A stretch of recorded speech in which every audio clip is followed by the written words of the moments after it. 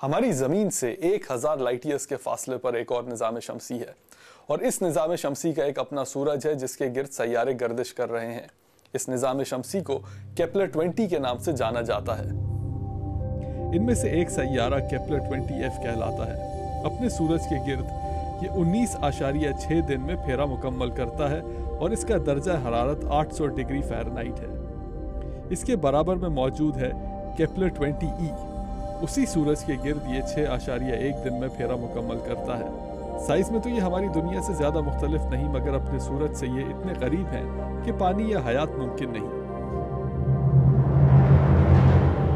Kepler project کی team نے 54 ایسے سیارے دریافت کیے ہیں جو اپنے سورجوں سے اس فاصلے پر گردش کر رہے ہیں جسے ہیبیٹیبل زون کہا جاتا ہے۔ یہ وہ فاصلہ ہے جہاں پانی اور حیات کا وجود ممکن ہو سکتا ہے۔ ان 54 سیاروں میں سے 5 تو سائز میں تقریباً ہماری دنیا کے برابر ہی ہیں، اور باقی 39 ہماری زمین سے دگنے سے لے کر جوپیٹر سے بھی بڑے سائز تک کے ہیں۔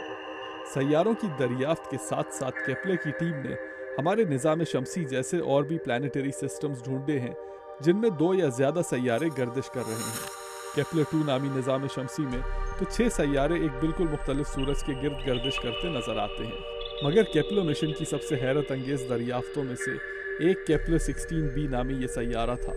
یہ سیٹرن کے برابر تھا اور ایک کے بجائے 2 مختلف سورجوں کے گرد گھوم رہا تھا۔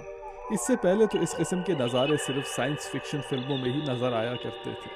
جارج لوکس کی مشہور فلم سٹار وارز میں مرکزی کردار لوک سکائی واکر کا گھر ایسے سیارے پر تھا جس کے 2 مختلف سورج تھے۔ یہ منظر جو اس فلم میں دکھایا گیا تھا آج حقیقت ہے۔